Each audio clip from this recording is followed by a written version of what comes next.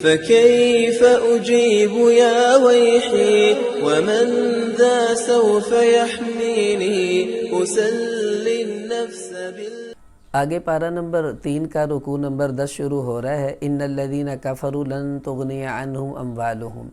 یہاں سے اللہ تعالیٰ نے کافروں کے لیے بڑی حسرت کا پیغام دیا کہ انہوں نے دنیاوی زندگی میں لگ کر اپنی آخرت کو برباد کر لیا اور دنیا ہی کو اصل سمجھ بیٹھے۔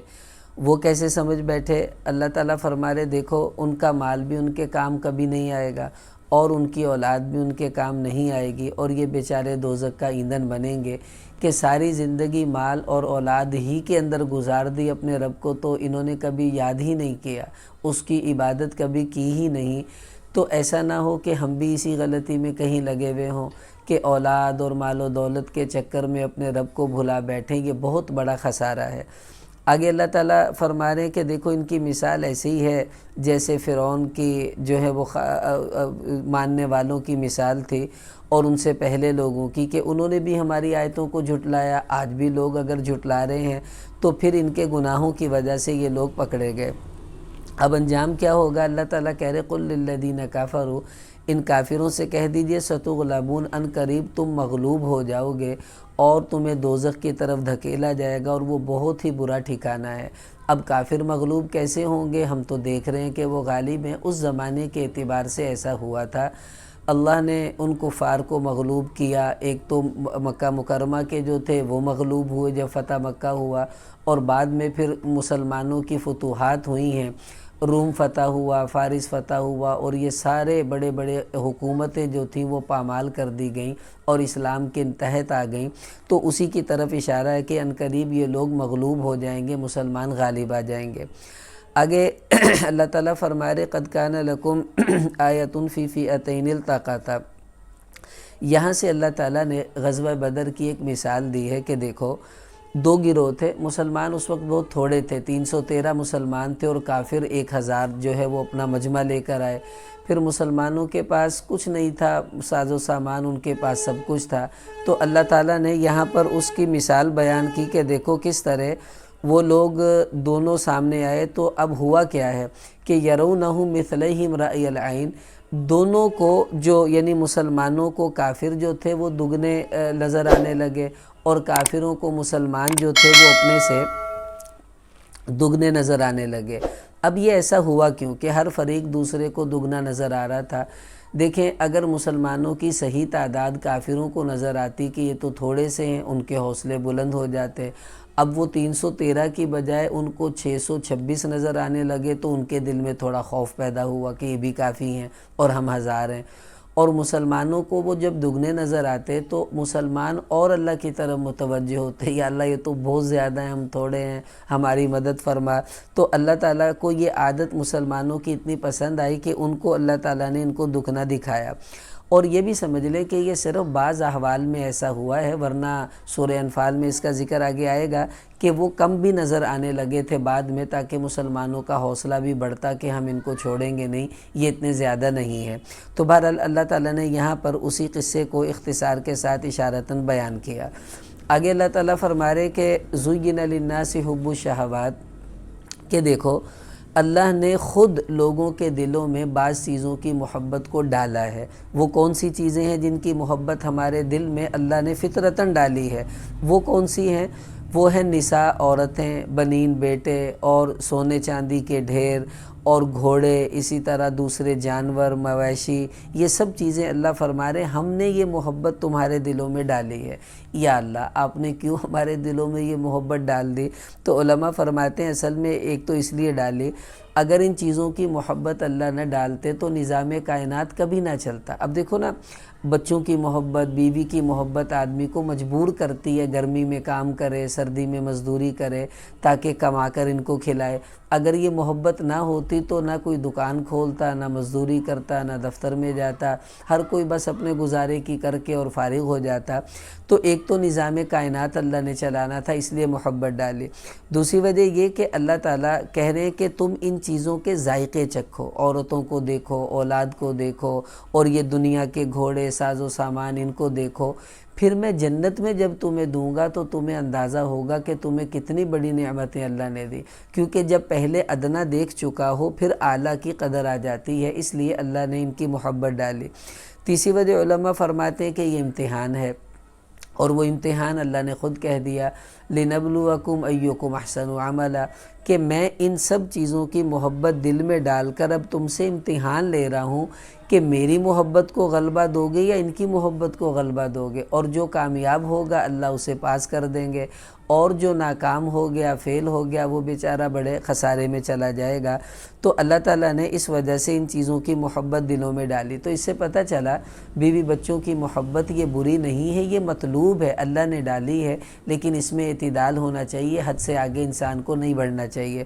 آگے قُلْ أُنَبِّئُكُمْ بِخَيْرٍ مِّن ذَلِكُمْ، یہاں اللہ تعالیٰ یہ بتا رہے ہیں کہ دیکھو یہ تو میں نے دی ہیں نا دنیا کی چیزیں، میں تمہیں ان سے بہتر چیزیں نہ بتاؤں جو تمہارے رب کے ہاں تمہارے پاس ہیں؟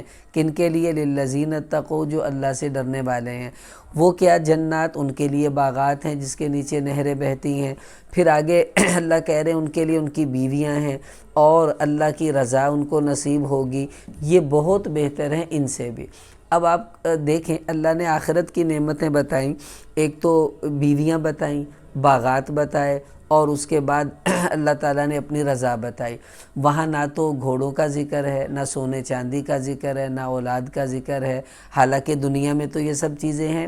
ایک تو اس لیے کہ یہ چیزیں اتنی اہم نہیں، دوسری وجہ یہ کہ گھوڑوں کا ذکر اللہ نے نہیں کیا، وہاں گھوڑے کیا کرنے ہیں، وہاں تو بندہ جو چاہے گا وہ ہو جائے گا، گھوڑوں کی ضرورت نہیں ہوگی۔ اسی طرح سونا چاندی خرید و فروخت کے لیے ہوتا ہے، وہاں تو کوئی خرید و فروخت ہوگی نہیں، سونا چاندی کی ضرورت نہیں پڑے گی۔ اور رہی یہ بات کہ وہاں پر اللہ تعالیٰ نے کھیتیوں کا نظام نہیں رکھا، اور اسی طرح اللہ تعالیٰ نے اولاد نہیں رکھی، تو اولاد کی وہاں ضرورت ہی نہیں ہوگی۔ لیکن یہ نہیں کہ یہ بالکل ہی نہیں ہے، اگر اللہ نے ذکر نہیں بھی کیا تو حدیثوں میں حضور علیہ السلام نے فرمایا کسی کا اولاد کو جی چاہے گا، اسی وقت اس کی بیوی حاملہ ہوگی، بچہ ہوگا، وہ خوش ہو جائے گا۔ کھیتی کو جی چاہے گا، اسی وقت بیج ڈلیں گے، کھیتی پکے گی، اگے گی، کٹے گی، اس کے سامنے خوش ہو جائے گا۔ گھوڑے سونے کے ہوں گے، ان کے پر بھی ہوں گے، یہ سب چیزیں ملیں گی۔ ذکر کیوں نہیں کیا کہ یہ اتنی اہم نہیں تھی، اس وجہ سے اللہ تعالیٰ نے ان کو ذکر کرنا مناسب نہیں سمجھا۔ آگے بڑی اہم آیت آ رہی ہے کہ شہید اللہ انہ لا الہ الا ہو، کا اللہ گواہی دے رہے ہیں کہ اللہ کے سوا کوئی معبود نہیں، فرشتے دے رہے ہیں، اولو العلم اور علم والے گواہی دے رہے ہیں۔ تو یہ بڑی عجیب قرآن پاک کی آیت ہے، اور اس کے بارے میں یہود کے دو بڑے علماء تھے، وہ کہیں مدینہ منورہ ٹھہرے، ان کو پتہ چل گیا کہ آخری نبی تو اسی علاقے میں آئیں گے تو ہمیں یہاں رک جانا چاہیے۔ وہ رک گئے، پھر ان کو حضور کا پتہ چلا، وہ آئے اور آ کر کہنے لگے ہم آپ سے ایک سوال کریں گے، اگر آپ اس کا صحیح جواب دیں گے ہم مسلمان ہو جائیں گے۔ پوچھو۔ کہنے لگے آپ یہ بتائیں کہ اللہ نے سب سے بڑی گواہی جو دی ہے وہ کون سی گواہی دی ہے؟